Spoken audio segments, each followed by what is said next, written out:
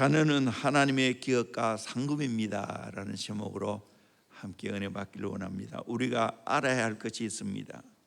이 세상에서 가장 힘든 일이 무엇이라고 생각합니까? 이 세상에서 가장 보람된 일이 무엇이라고 생각합니까?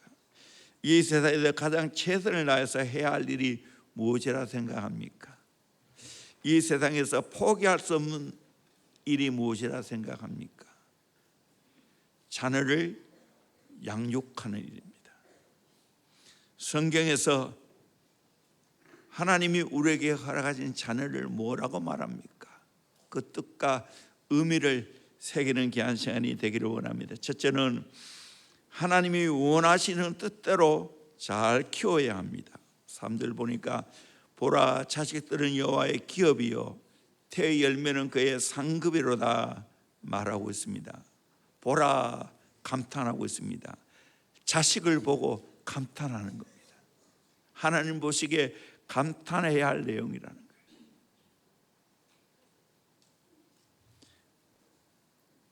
왜 그렇게 말합니까? 자식은 하나님이 주신 기업이기 때문에, 태의 열매는 그의 상급이기 때문입니다. 기업이라는 이 말은 히브리어로 나하라라는 말인데 헤리티지, 기프트, 유산, 상속, 선물이라는 말입니다.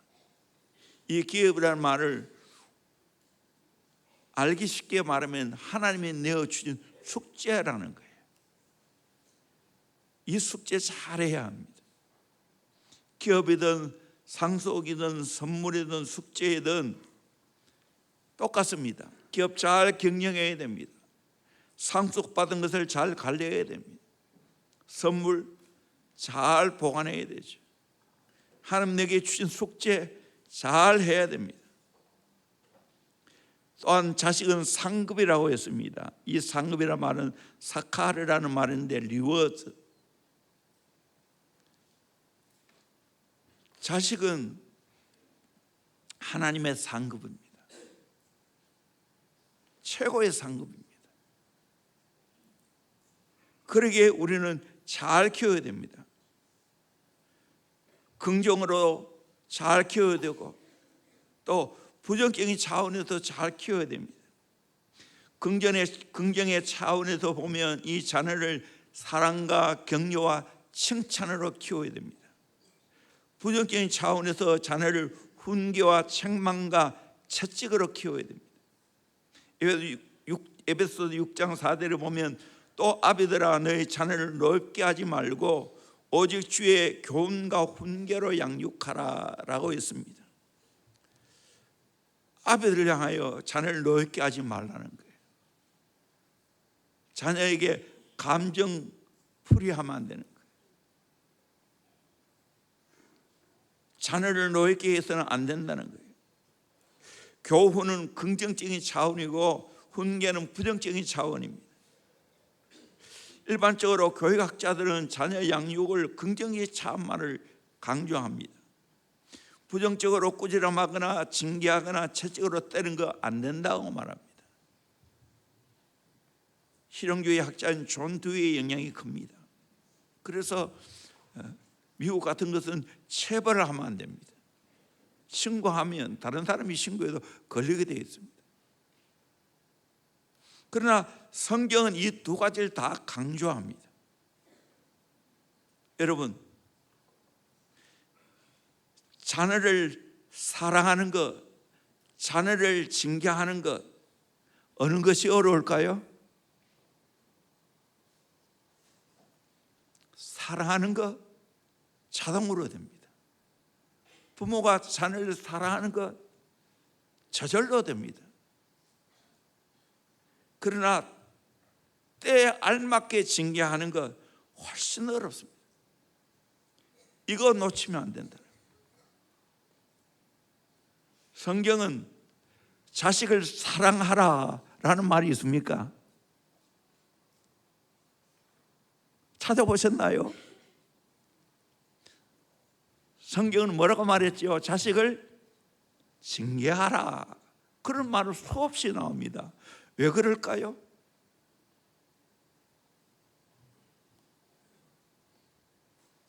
사랑하는 말은 말 안 해도 됩니다. 그러나 징계는 그렇지 않습니다. 엄청난 지혜가 필요하고 노력이 필요하고 결단이 필요하고 용기가 필요합니다. 잠언을 읽어보십시오. 우리의 자녀를 어떻게 하라 했는지. 잠언 4장 1절에 보면 아들들아 아비의 훈계를 들으며 명철을 얻게 주의해라. 훈계를 다 들으라는 거예요. 4장 4절에는 아버지가 내게 가르쳐 이르기를 내 말을 내 마음에 두라. 내 명령을 지키라. 그래야만 살리라. 부모의 말을 내 마음에 두고 그 명령을 잘 지키라고 말합니다. 4장 10절에 내 아들아 들으라. 내 말을 받으라. 그래야만 내 생명의 해가 길리라. 부모의 말을 잘 듣고 받으라는 거예요. 그래야만 내 생명의 해가 길다고 말하고 있습니다. 잠언 4장 20절에 내 아들아 내 말에 주의하며 내가 말하는 것에 귀를 기울이라. 7장 1절에는 내 아들아 내 말을 지키며 내 계명을 간직하라. 13장 1절에는 지혜로운 아들은 아비의 훈계를 들으나 거만한 자는 꾸지람을 즐겨 듣지 아니하느니라. 지혜로운 아들은 아비의 훈계를 잘 듣는다고 말합니다. 거만한 자는 꾸지람을 즐겨 듣지 않습니다. 잠언 22장 6절에 마땅히 행할 길을 아이에게 가르치라. 그리하면 늙어도 그것을 떠나지 아니하리라. 마땅히 행할 길을 어릴 때부터 가르치라는 거예요. 22장 15절에 아이의 마음에는 미련한 것이 없겠으나 징계하는 채찍이 이를 멀리 쫓아내리라. 아이의 마음에는 미련한 것이 없겠다는 거예요. 징계하는 채찍이 이를 멀리 쫓아낸다는 거예요. 이래도 해초를 안 들겠습니까? 23장 13절에 아이를 훈계하지 아니하려고 하지 말라. 채찍으로 그를 때릴지라도 그가 죽지 아니하리라. 채찍으로 때려도 안 죽는다고 말하고 있습니다. 이거 아이들도 있는데 성경은 이렇게 가르쳐요. 자, 성경은 진리입니까? 진리 아닙니까? 진리입니다. 그러면 성경대로 어릴 때는 채찍 맞아야 돼요. 잘 때려야 돼. 분으로 때리면 안 되고.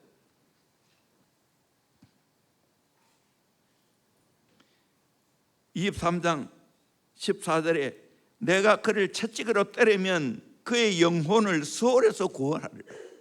채찍으로 때리면 그 영혼을 수월에서 지옥에서 구원하겠다는 말하고 있습니다. 29장 15절에 채찍과 꾸지람이 지혜를 주거늘. 채찍과 꾸지람이 아이에게 지혜를 준다는 거예요. 임의로 행하게 버려둔 자식은 어미를 욕되게 하느니라. 그냥 임의로 내버려 두면 그 어미를 부모를 욕되게 한다고 말하고 있어요. 29장 17절에 내 자식을 징계하라. 그리하면 그가 너를 평안하게 하겠고 또 내 마음에 기쁨을 주리라. 성실하게 징계하면 부모가 평안하다는 거예요. 부모의 마음에 기쁨을 준다는 거예요. 왜 제자 비전 아카데미가 좋은 교육기관인지 아십니까? 하나는 들키는 것이고 하나는 성실하게 징계한다는 거예요. 징계하기 어려워요. 그냥 사랑하는 거 더 쉬워. 그러나 징계해야 되는 거예요. 이 성경이에요. 제임스 탑설이라는 분이 계십니다. 이분은 참 교육에 아주 전문가입니다. 그래서 이분의 책은 무조건 사보면 이익이 많습니다. 믿고 추천할 저자입니다.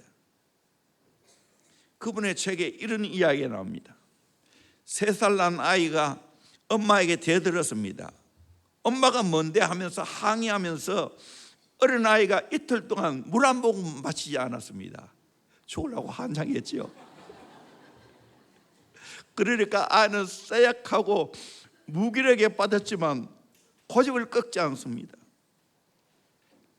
곁에서 지켜보는 아빠가 마침내 두 눈을 응시하면서 만약 저녁을 먹지 않으면 세상에서 가장 아프게 맴매한다라고 했습니다.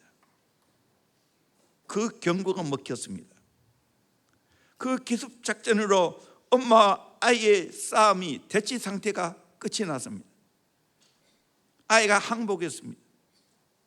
그 이후에 이 아이는 양손 가득 먹을 것을 움켜쥐고는 볼이 터져라 입에 집어넣었습니다. 그것도 모자라서 냉장고에 가서 냉장고를 다 비울 정도로 허기진 배를 채웠다고 합니다. 여러분, 아이와 부모의 싸움에서 부모가 밀리면 안 됩니다. 어릴 때부터 훈련해요. 이렇게 하고 있나요? 때에 맞는 양육이 필요합니다. 생후 7개월 미만의 아이에게는 벌이 필요 없습니다. 그러나 8개월에서 14개월까지는 의지 충돌이 이제 시작이 됩니다. 부모와 아이들의 싸움에서 부모가 반드시 이겨야 됩니다. 아이의 눈물을 두려워하면 안 됩니다. 아이의 무기는 뭐죠? 눈물입니다. 그 눈물을 두려워해서는 안 된다는 거예요. 15개월에서 24개월 때는 이때는 아이는 긍정보다는 부정으로 말을 많이 합니다. 좋아라는 말보다는 싫어 하는 말을 많이 합니다. 이때 채버려야 됩니다. 아프게 채버려요. 서양에는 허리띠로 체벌하죠. 철저하게 어릴 때부터 아이를 꺾어놔야 됩니다. 지금 제자비전을 하면서도 어릴 때 안 꺾인 아이들이 힘듭니다. 중고등부가 되면 올라옵니다. 청소년 되면 올라옵니다. 못 말리게 올라옵니다. 이거 잡는다고 얼마나 힘든지 모릅니다. 그러나 저는 이야기합니다. 절대로 물러서지 마라. 양보함이 없다.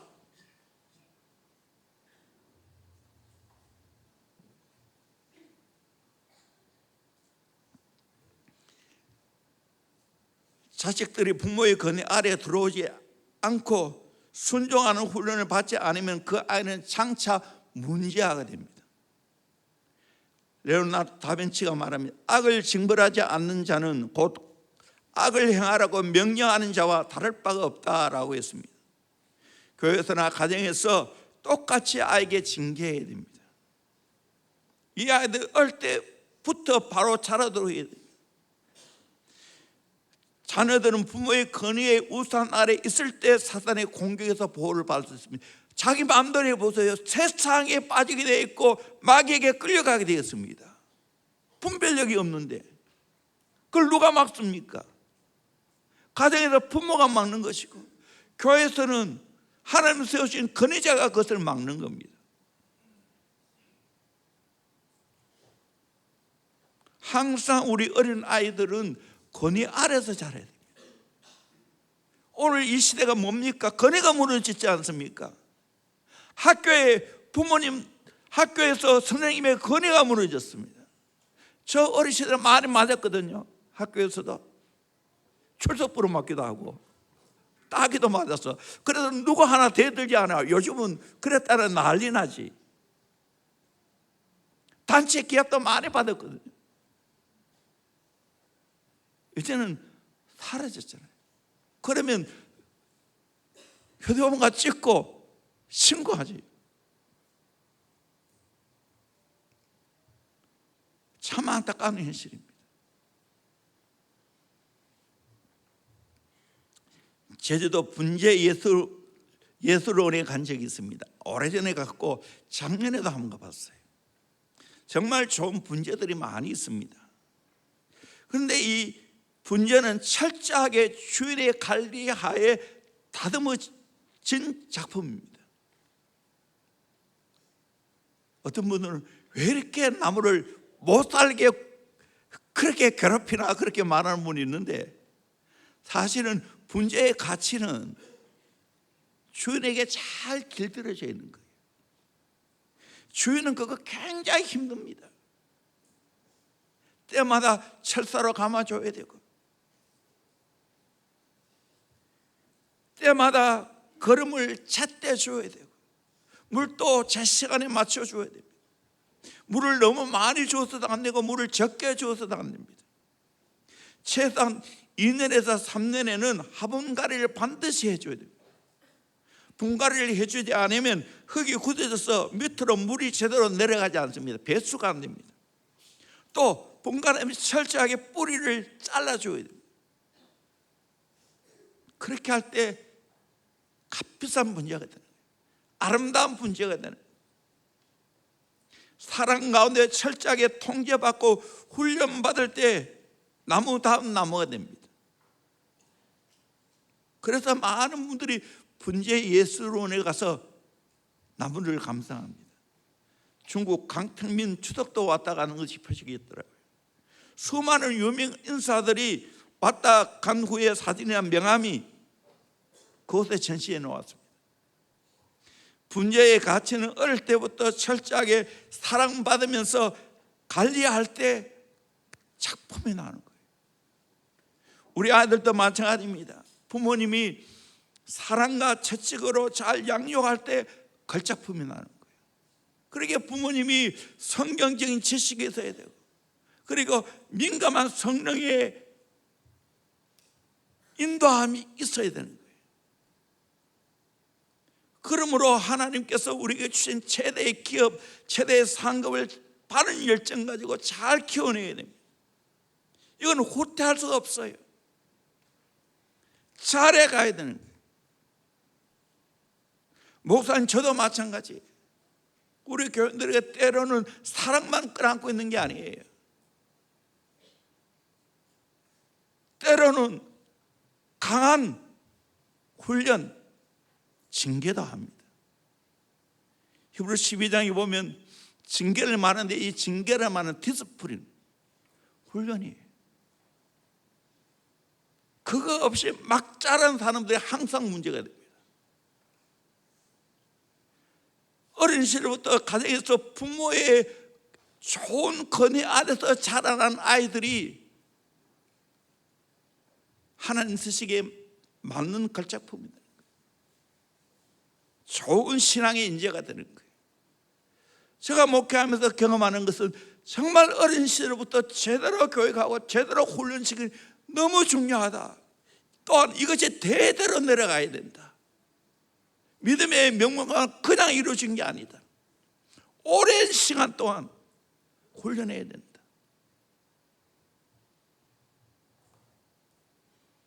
그것이 필요합니다. 두 번째로, 수중의 화살에게 목적을 가지고 잘 키워야 됩니다. 젊은 자의 자식은 장사의 수중의 화살 같다고. 자식은 화살입니다. 장사가 화살을 얼마나 능숙하게 잘 다루느냐에 따라서 화살의 가치가 결정됩니다. 자식은 부모들이 얼마나 능력 있게 잘 다루고 능력 있게 잘 키우느냐에 자녀의 가치가 달라집니다. 장사가 분명한 목표를 향하여 활을 쏘듯이 자식을 키울 때 분명한 목표를 가지고 키워야 됩니다. 사랑하는 자녀들은 하나님의 기업이고 상급이기 때문에 잘 다뤄야 됩니다. 자녀는 마치 원석과 같습니다. 하나님의 의도하는 대로 잘 다듬으면서 키워야 됩니다. 자녀는 원석이고 어머니는 정이고 아버지는 망치입니다. 부모가 정과 망치를 가지고 자녀를 하나님의 의도하신 목적을 따라서 잘 다듬어야 됩니다.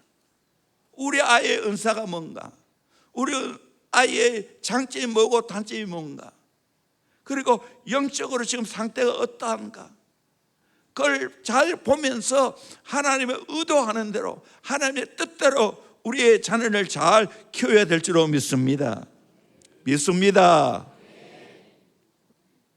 부모가 자녀를 양육하는 스타일이 세 가지가 있다고 합니다. 첫째는 끝까지 책임지는 부모가 있습니다. 자녀를 사랑 가운데 끝까지 책임지고 지도하는 스타일입니다. 이런 부모는 자녀를 향한 분명한 목표가 있습니다. 그러게 포기하지 않고 끝까지 잘 지도합니다. 두 번째는 권위적인 부모가 있습니다. 부모의 권위를 가지고 가슴으로 자녀를 교육하기에 처음에는 부모의 말을 잘 듣습니다. 순종합니다. 그러나 자녀의 인격을 무시하는 경우가 많습니다. 또 이런 부모는 자녀가 크면 반드시 반발합니다. 세 번째로 방임적인 부모가 있습니다. 그냥 자녀를 방임한 태도로 내버려 둡니다. 방목한다고 말하면서 그냥 자녀를 되는 대로 세상의 물결대로 방임하며 그저 먹을 것 제공하고 학비 제공하고 자녀들이 원하는 대로 해줍니다. 뭐가 제일 안 좋을까요? 방임하는 부모입니다. 뭐가 제일 좋을까요? 끝까지 책임지는 부모입니다. 이 성경이 말하는 부모의 역할입니다. 에베소 6장 4절에 다시 한번 봅니다. 또 아비들아 너희 자녀를 노엽게 하지 말고 오직 주의 교훈과 훈계로 양육하라. 교훈은 예방이라고 말할 수 있습니다. 훈계는 치유라고 말할 수 있습니다. 여러분, 예방이 중요합니까? 치유가 중요합니까? 예방이죠. 교훈은 일정한 지침 가지고 훈련하는, 훈계는 잘못되었을 때 치유하고 고쳐주는 겁니다. 자녀를 양육할 때 분명 목표를 가지고 규칙을 가지고 양육해야 됩니다. 만약 가정에 규범이 없다면 마치 나라에 법이 없는 것과 똑같습니다. 규범이 너무 많으면 율법주의로 흘러갑니다. 규범이 너무 없으면 방임주의로 흘러갑니다. 일정한 규범이 필요합니다. 예를 들면 집에 들어오는 시간 정해야 되겠죠. 절대로 잠은 밖에서 안 된다. 또 성경 읽는 것, 예배 드리는 것, 기도하는 것, 규칙을 정해서 살펴봐야 되죠. 미켈란젤로의 다윗상이나 모대상은 한순간에 조각된 작품이 아닙니다. 목표를 가지고 정과 망치로 끊임없이 두드려서 걸작품이 되었습니다. 유럽의 박물관이나 성당 앞 광장에 있는 유명한 동상들 다 한순간에 이루어진 작품이 아닙니다. 프랑스 루브르 박물관 유명한 3대 작품이 있지 않습니까? BC 1세기의 밀러의 비너스상, 리케의 승의 날개상, 마치 옷자락을 휘날리는 것처럼 그 모습이 황홀합니다. 힘줄 하나하나를 그야말로 살아 움직이는 것처럼 조각했습니다. 그리고 미켈란젤로의 모나리자 상이 있죠. 그것은 항상 붐입니다. 우리의 자녀들은 작품입니까? 상품입니까? 물어보는 말대로 상품이 아니고 작품입니다. 다 하나님의 형상을 닮은 존귀한 자들입니다. 부모가 어떤 자세를 갖고 어떤 태도를 갖고 어떤 열정을 갖고 키우냐에 자녀의 장래가 달려 있습니다. 오늘 현대인들이 정말 과거보다 많이 배웠고 많이 가지고 있고 많은 걸 누리고 있지만 취약한 것은 심령이 강하지 못하는 거죠. 너무 상처가 많고 유약합니다. 그리고 자기 마음대로 하려고 하는 우리 아이들이 너무 많습니다. 그래서 ADHD 약을 많이 먹지 않습니까? 저 어린 시절에 그런 거 어느 누구도 먹지 않았습니다. 아무도 안 먹었어요. 물론 몰라서 그런 것도 있겠지만 이거 어떻게 해결해야 됩니까? 때로는 약도 먹여야 되지만 그 태도와 그 영적인 것을 잘 가르쳐야 됩니다. 저는 누가복음 1장 80절 아이가 자라며 심령이 강해지며 이스라엘에 나타난 날까지 빈들에 있으리라 세례 요한에 관한 말씀인데, 심령이 강한 아이를 키우는 것밖에 없어요. 빈들의 삶이 필요합니다. 오늘의 빈들이 뭐겠어요? 저는 교회에서 예배 드리는 것이고 교회에서 기도하는 것이라고 믿습니다.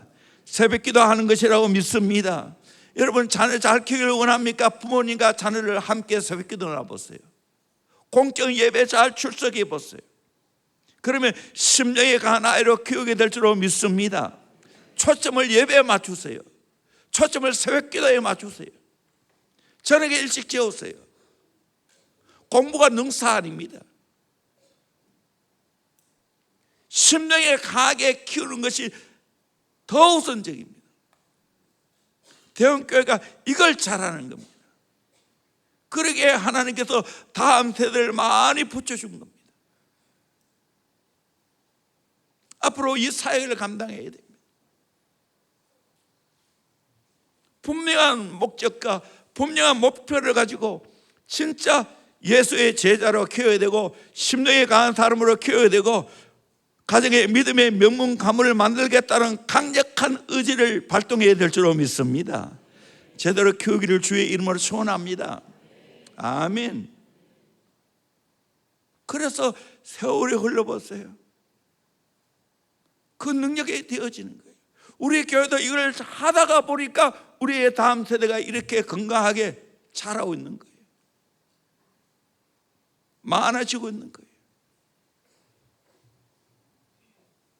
오늘 또 시간이 좀 많이 나서 참 새벽 기도마다 제자 훈련하다가 안 하니까 얼마나 편한지 모르겠습니다. 오늘 또 2시 반에 일어났어요. 가서 다 준비하고 또 여러 좋은 것도 듣고 최상의 컨디션을 가지고 지금 섰습니다.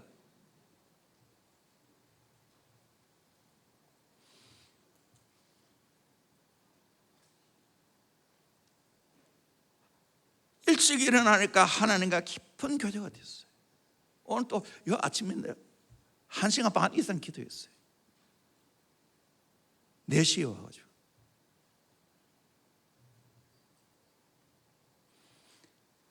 내가 심령이 강하고 내가 은혜가 넘쳐야 되지. 우리의 자녀들도 마찬가지입니다. 심령에 강한 아이로, 은혜에 사로잡힌 아이로, 성경께 사로잡힌 아이로, 말씀에 순종하는 아이로 키워야 될 줄로 믿습니다. 아멘. 이런 분명한 목표를 가지고 키워야 되는 거예요. 세 번째로, 하들통에 가득한 자녀의 복을 받아야 됩니다. 5절에 보니까 이것이 그의 하달통에 가득한 자는 복되도다. 그들이 성문에서 그들의 원수와 담판할 때 수치를당하지 아니하리로다. 정말 보면 목표를 가지고 이 자녀가 하달통에 가득하면 우리의 가정에 자녀들이 가득한 것이 하나님의 축복인 줄로 믿습니다. 성경에도 그렇게 말하고 있어요. 생육하고 번성하고 땅에 충만하라고 말하고 있습니다. 고대에는 성경은 항상 다 자녀가 축복이에요. 잘 키워놓은 자녀가 있으면 성문에서 원수와 담판할 때 수치를 당하지 않는다. 그 원수가 내 배우의 자녀를 바라보고 이거 건드리면 안 되겠다. 자녀들의 보복이 들어온 거예요.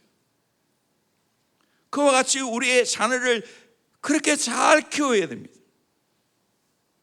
나이가 들면 내가 키워놓은 자식에 의해서 내가 평가받을 수 있습니다. 육신의 자녀도 포함되지만 영적인 자녀도 포함됩니다.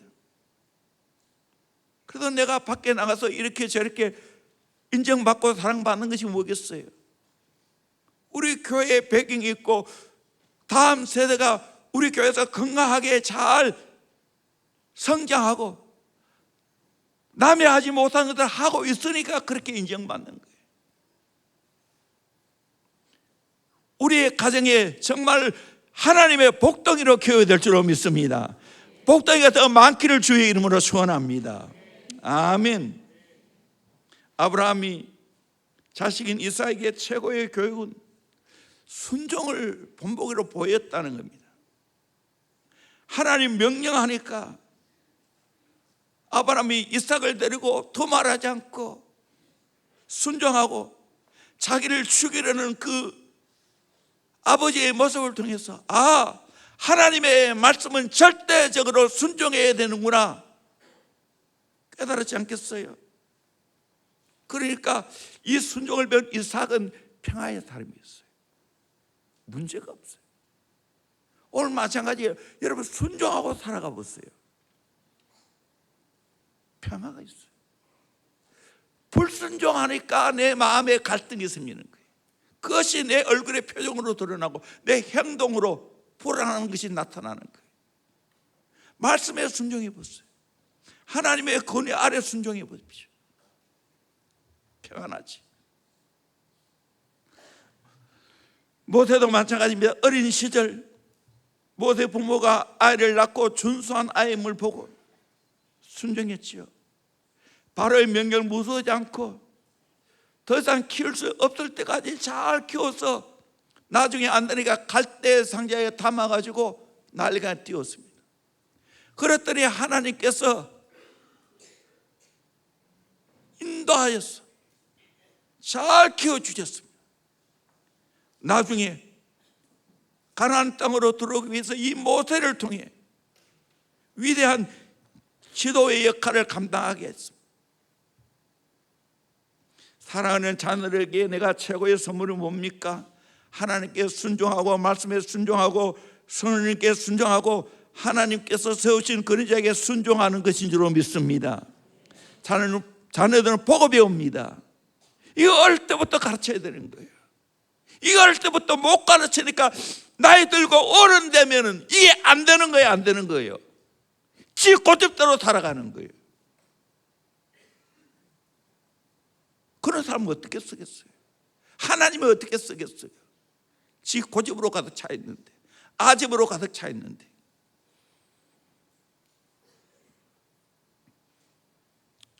교사가 학생들에게 줄 수 있는 최고의 선물이 뭡니까?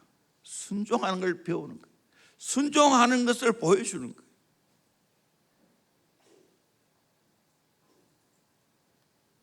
목회자가 해줄 수 있는 성도에게 최고의 선물은 뭡니까? 절대적으로 하나님께 순종하고 성령께 순종하는 삶을 살아가는 거예요. 저는 그렇게 하려고 애를 쓰고 있어요. 순종이 내 몸에 배이도록 애를 씁니다. 영국을 살린 위대한 전도자여 감리교를 창단한 요한 웨슬리, 찰스 웨슬리, 그 형제들, 그들이 있기까지는 그 교회의 위대한 어머니 수산나가 있습니다. 다 자녀를 키운 사람. 웨슬리가 고백하기를, 나는 내 어머니가 만든 작품이다. 내 인생의 영원한 스승은 주의 성령이었고 나를 이토록 만든 분은 그 성령의 지시를 따른 어머니였다라고 말했습니다. 우리 성도의 삶은 첫째도 순종이고 둘째도 순종이고 셋째도 순종인 줄로 믿습니다. 아멘. 순종을 가르쳐야 돼요. 본보기로 가르쳐야 되는 거예요. 우리의 자녀들은 알게 모르게 부모를 카피합니다. 웃기려고 하는 이야기지만 이런 말이 있습니다. 고층 아파트에 끔찍한 불상사가 벌어졌습니다. 부부싸움 끝에 남편이 그 옆에 있던 가스 밸브를 열고 불을 붙였습니다. 집안은 뻥하는 소리와 함께 순식간에 불이 번졌습니다. 옆방에서 가슴 졸이고 있던 아들 녀석이 튀쳐나와 말릴 사이도 없이 창문에서 뛰어내렸습니다. 엄마 역시 아들을 뒤따라 창문에서 뛰어내렸습니다. 남편은 홧김에 자신이 저지른 일이지만 소화기를 찾기 위해 이리 뛰어 저리 뛰었지만 안 보였습니다. 그래서 불길을 피하기 위해 뛰어내렸습니다. 순식간에 벌어진 일입니다.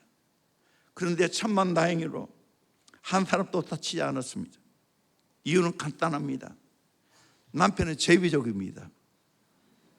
어머니는 날라리입니다. 아들은 비형 청소년입니다. 웃기려고 만들었던 거지만 나쁜 본보기를 보는 거예요. 우리는 그게 아니라 좋은 본보기가 되어야 될 줄로 믿습니다. 믿음이 좋은 부모 밑에는 좋은 자녀가 나오기 마련입니다. 옛말에도 왕대밭에 왕대 나고 잔솔밭에 잔솔 난다는 말이 있지 않습니까? 고랑이 저 노래에 우리 사놓은 땅 거기에는 큰 왕대가 있습니다. 그래서 오래되면 그곳에 가서 이 죽순을 뿌려서 마대자루에 거의 2마대자루를 가지고 옵니다.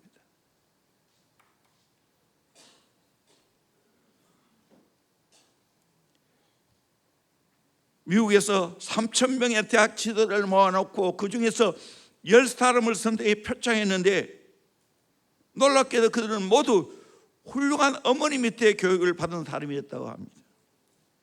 성경에도 증언하지 않습니까? 위대한 모세 배우는 신앙의 어머니 요게벳이 있고, 위대한 사무엘 배우에는 신앙의 어머니 한나가 있고, 위대한 디모데 배우에는 신앙의 어머니 유느게, 그의 외할머니 로이스가 있습니다. 우리는 하나님의 귀한 말씀으로 자녀를 양육해야 됩니다. 유대인들에게는 자식들의 4가지 중요한 가치를 심어준다고 합니다. 안식일, 오늘날 우리는 주일이죠. 회당, 오늘날 교회를 말했어요. 기도, 성경, 이 4가지를 가지고 유대인들은 자녀 교육한다는 거예요. 오늘 우리도 마찬가지입니다. 정말 주일 성수를 철저하게 바로해야 됩니다. 그리고 교회 중심의 신앙생활을 해야 됩니다. 이 교회에서 기도를 배워야 됩니다. 이 교회에서 하나님 말씀을 배워야 될 줄로 믿습니다. 대원교회는 하나님 말씀을 가르치고 배우는 교회입니다. 여러분이 잘 배울 수 있기를 주의 이름으로 축원합니다. 알아야 교육하지요. 옛날에도 알아야 면장하지, 그런 말을 많이 썼어요. 성경을 알아야 가르치지, 내가 배워야 바르게 가르칠 수 있죠. 살아가는 사람들 어떻게 인생을 살아가야 되겠습니까? 흔히들 하는 말이 무자식의 상팔자라고 말합니다. 이 말은 자식을 잘못 키운 부모에게는 해당되는 말입니다. 그러나 자식을 잘 키우면 성경대로 복덩이가 될 줄로 믿습니다. 복을 물려주게 될 줄로 믿습니다. 아멘. 제가 오늘 일찍 일어나서 어제 저녁에도 받고 얼바인에 있는 베델교회에서 디아스포라 미션 컨퍼런스를 열었어요. 좋은 강사들이 많이 왔어요. 사랑교회 오정년 목사님도 오고, 또 뉴욕에 있는 중앙교회 유응열 목사님도 오고, 또 제가 컴퓨터에 갔던 시애틀에 있는 형제교회 건준 목사님도 오고, 여러분을 봤어요. 그리고 새벽에 허연행 목사님이라고 뉴욕 프라미스 교회 담임 목사님인데 참 짧은 말씀인데 은혜가 너무 많이 되었어요. 이거 다 내가 목자방에 올릴게. 에셀나무를 심는 인생. 창세기 21장 33절에 보면 아브라함은 부엘세바에 에셀나무를 심고 거기서 영원하신 여호와의 이름을 불렀으며, 부엘세바는 이스라엘의 남쪽 끝입니다. 여기까지 사람이 살 수 있어요. 거기에 에셀나무를 심었다고 했어요. 에셀이라는 말은 도움이라는 뜻인데, 이 사막에 자라는 나무입니다. 겉에 6m 자란 다음에 밑에 뿌리는 30m까지 내려간다는 거예요. 그림 한번 볼까요? 이 에셀나무는 사막에 자라는,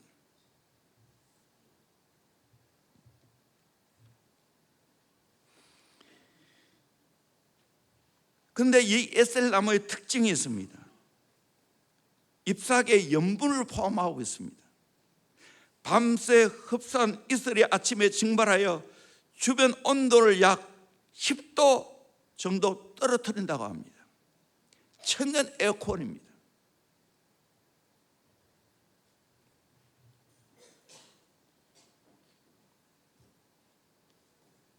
또 한 그림을 보여줄까요?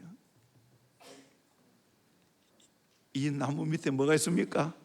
짐승들이 가득히. 또 하나 보여줄까요? 이 나무 밑에 사람들이 하나님 말씀을 듣고 있습니다. 이게 아프리카의 모습이겠죠. 우리 인생은 두 종류가 있다는 거예요. 그 찻싸, 그만싸, 남이 만들어 놓은 그늘을 찾아다니는 사람, 남이 만들어 놓은 그늘을 찾아다니는 사람, 그 찻싸입니다. 그런데 누군가를 위해 그늘을 만들어 주는 사람, 그만사, 그늘을 만들어 주는 사람. 여러분, 어떤 사람 되어야 됩니까? 덜 사람은 이기적으로 그늘만 찾아다니는 사람이 있습니다. 좋은 것만 찾아다니는 사람이 있습니다. 그러나 우리 인생은 어떤 사람이에요? 그늘을 만들어주는 사람이 되어야 될 줄로 믿습니다. 내 그늘 밑에 쉬는 거예요. 대원교회가 그런 그늘이 되어줘야 될 줄로 믿습니다. 아멘. 이제 서서히 그것이 우리 교회가 지금 하고 있어요. 앞으로 더 해야 될 거예요. 아직 부족해. 얼반 배달교회 김한요 목사님, 거기서 파송되는 많은 선교사님들, 그의 목회자를 모셔왔어. 컴퓨터를 열면서 은혜 받는 모습을 봤어요. 찬양과 모든 것이 정말, 야, 큰 교회가 그저 된 게 아니구나. 저렇게 사람들에게 힘을 주는구나. 그러면서 시애틀에는 건준 목사님, 시애틀 형제교회, 이번 또 온누리교회 본목사로 있다가 거기에 형제교회 학생이었고 청년이었는데 거기에 담임 목사가 되었습니다. 거기도 선교단을 많이 파송하고 때마다 그 선교단을 다 모아왔어. 선교 대회를 한다는 거예요.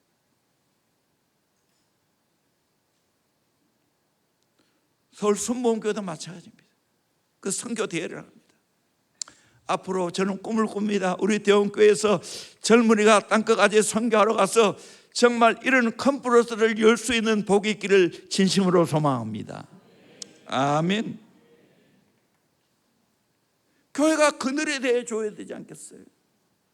나는 이계적으로 그늘만 찾아다닐 거예요.